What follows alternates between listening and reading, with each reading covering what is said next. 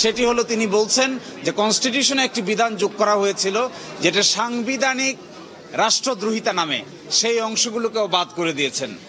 আর একই সাথে তিনি বলেছেন যে সংবিধানের 44 অনুচ্ছেদে 44-এর 2 অনুচ্ছেদে হাইকোর্টের সমান্তরালভাবে নিম্ন আদালতে কিন্তু জুরিসডিকশন দিয়ে দেওয়া হয়েছিল। তিনি বলেছেন এইটাও সম্ভব নয়, কারণ এটা বেসিক স্ট্রাকচার ডক্ট্রিনের সঙ্গে সামঞ্জস্যপূর্ণ নয়, এই জন্য তিনি এটাকেও বাদ করে দিয়েছেন। এর বাইরে যে সমস্ত বিধান সংবিধানে অ্যাড করা হয়েছিল পঞ্চদশ সংশোধনীর মাধ্যমে, এগুলোকে আদালত বলেছেন পরবর্তীতে নির্বাচিত পার্লামেন্ট এসে যে অংশগুলোকে ভালো মনে করবে সেগুলোকে রাখবে, যে অংশগুলোকে ভালো মনে করবে না পার্লামেন্টের উপর ছেড়ে দিয়েছেন।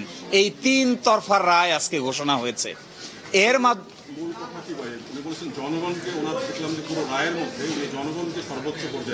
হ্যাঁ, উনি বলেছেন আমাদের কনস্টিটিউশনের মূল প্রিন্সিপাল হলো we, not I, we the people, পিপলের ইচ্ছাই সর্বোচ্চ ইচ্ছা।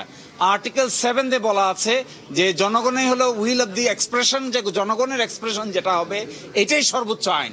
এবং তিনি বলছেন এই জন্য পার্লামেন্ট প্রয়োজন হয়। আমাদের কনস্টিটিউশনে আইয়ের কোনো বিধান নাই, বিধান হলো উই, আমরা জনগণ।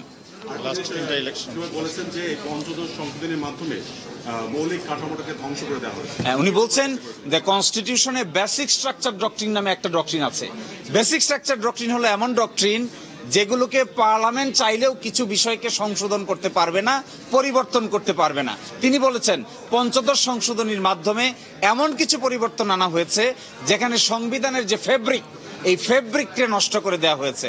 যেমন বলা হয়েছে এখানে যে 7 খতে যে এগুলো কোথাও চ্যালেঞ্জ করা যাবে না।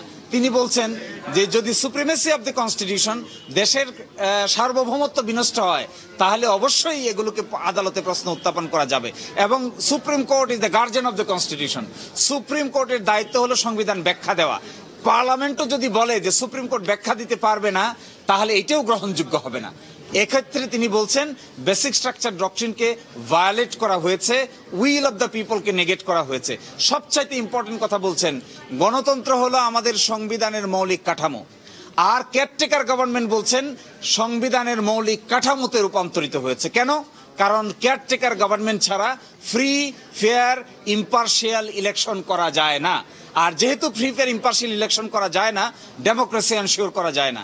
এই জন্য তিনি বলছেন caretaker government system is a basic structure of the constitution.